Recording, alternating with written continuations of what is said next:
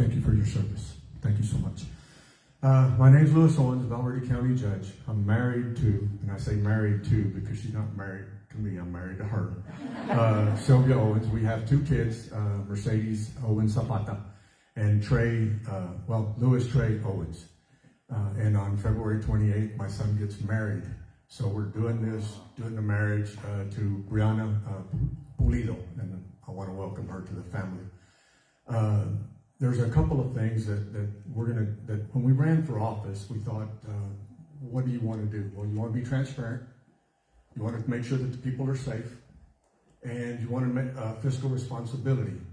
In transparency, you look at, since I've been a judge, we've done over 120 videos to keep y'all informed. I always give out my telephone number. My telephone number is 830-734-0575. If you got any concerns, give me a call. Everybody that gets up here says open door policy, and it is. And whoever gets in, your family, if I'm elected and still here, whoever gets in, we're family, you're treated like that. Transparency, over 120 videos that we did. Always give out my phone number. We had the winter storm the other day, gave it out during the winter storm. I ended up having to sleep on the couch because my wife said you need to get up. We won't use the other word because people were calling and sending messages. Okay, safe. There was a comment last night that I heard about our sheriff's office, that we need to do more for our first responders. I've been part of an amazing court, not only this court, but the court starting with Judge Allen, the court starting with Judge Valdez, and the court even before with my next opponent, and if everything goes out right, Commissioner Nettleton and the County Commissioner, Mr. Wardlow. We went, in 2019, our budget in the Sheriff's Office for a patrol officer was $36,900. In 2026, that payroll is $46,500, and I'm going to skip to something real quick. Fiscal responsibility, we have a net position in 2018 of $14 million. In 2024, this is according to our external auditors, our net position is $65 million. Over a $15 million increase in our net position. So we've been transparent, we've taken care of safety, and we've taken care of y'all's dollars. We've also lowered the tax rate. Since we came in as judge, our tax rate was 0.5237. Our tax rate today is 0.4977. We've lowered it. Still got a little bit of time, so I'm gonna go back. In safety, we added, in 2019, we had 4 individuals at the fire department. That was for 4 people. This budget that we just passed, we have 12 full-time firemen and 8 part-time firemen. We're fixing to spend $1 million, and I'll quit. $1 million at the fire station, on a new fire station that we just purchased the property off of the city of Del Rio. Thank you. How will you advocate, or how do you advocate at the state level in Austin to reduce the burden of unfunded mandates on our taxpayers? Well, I can tell you we've had that issue since we've been commissioner and even before we were commissioner. You go up there and you continue to lobby and tell them that what they're doing to you is wrong. But they're the ultimate authorities. They are the ones that send us the mandates and we don't get funded.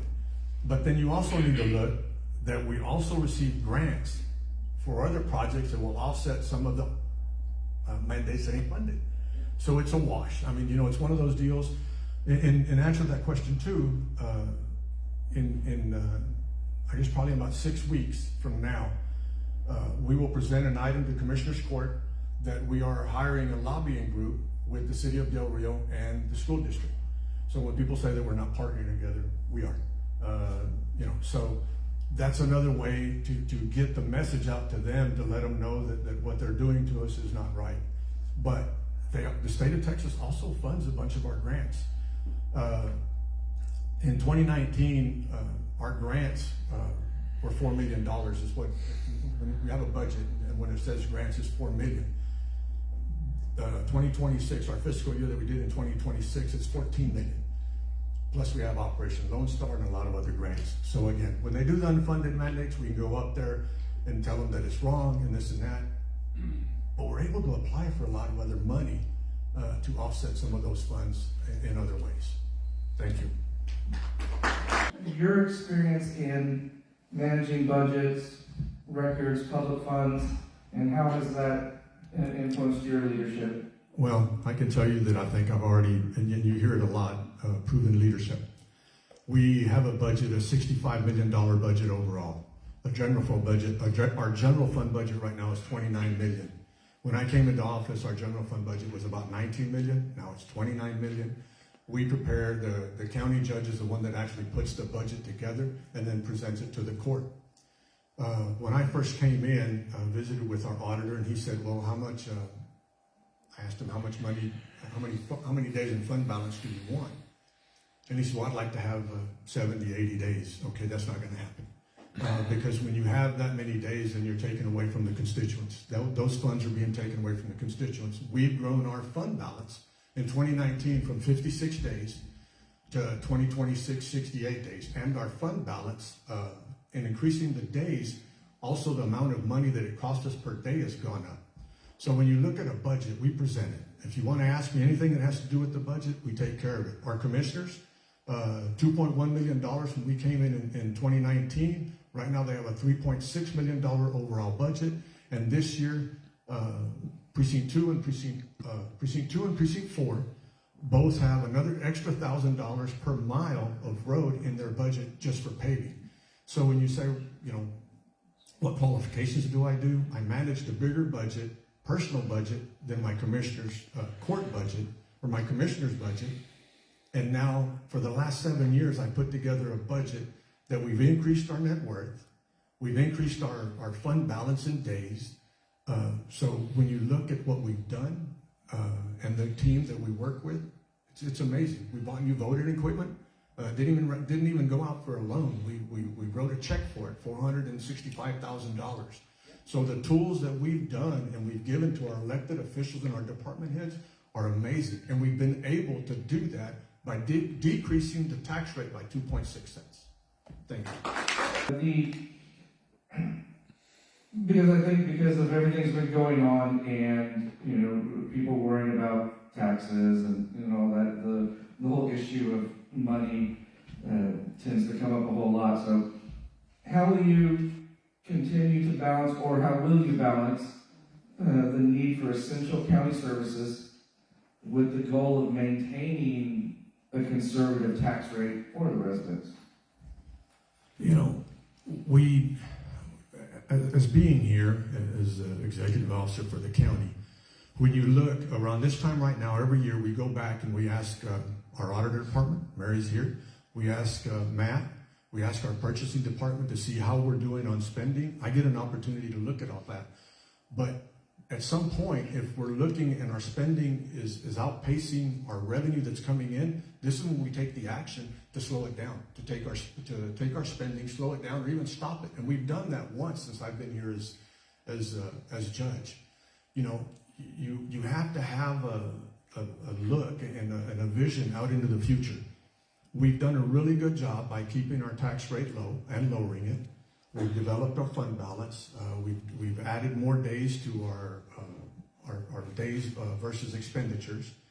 And the way you do that is a vision. You got to get there and look. When you get in every morning, go in there and look to check and see what's been spent. If you don't know exactly what's been spent, you get with the auditor's office, and then you look and try to come up with a plan when it comes to that. And it's you know, I think a comment last night was that budgeting, you know, it's not that big of a deal. Hell, it is. You know, it really is. We deal with a $68 million budget, $29 million in general fund, $3.1 million in road and bridge, and another $3 million in interest and sinking. So your budget is a big thing. You just got to be able to plan for it. It's that simple. Well, I guess this is it. I guess I'll start off with, I humbly ask for your support and ask for your vote. I will tell you that one of the questions you asked earlier was, in 4 years, what is your vision? Right? So, and I think that's important. We're looking at a children's shelter right now, which is extremely needed, a judicial center, veterans office. I think that's the only office right now that we have not built office space for, that we actually rent. I would love to finish some of the projects that we have ongoing, whether it be the fire station, the gun range, the event center, San Felipe Pastures, the pump station, Senegas Road, the sidewalks, the pump station out in Escondido. We got a 62,000 gallon tank that we're fixing to put in Comstock. What is it going to look like? Well, in the next year, some of these will be done, and in 4 years, the Judicial Center, the Veterans Office, and the Children's Shelter, those will be done. You know, one of the things I was asked by one of the district judges and my wife here recent, what do you bring to the table? This race is very unique for the simple reason that this is the only race that you have 3 candidates that have actually already held office. So when y'all look, and he brought it up, when y'all look to check and see who you're going to vote for, look at our records. Look at what we've done and look at what we've not done. Look if we've been here and look if we've not been here. And again, I humbly ask for your vote. And please, it's very different. This race is extremely different because we have 3 candidates that y'all can judge by our records who, I was going to say something else, but who needs to be here and who doesn't need to be here. Josh, the college, thank y'all so much. Joe, 8:30 times, thank y'all so much. And again, thank y'all all. Y'all have a great night as always. Love y'all.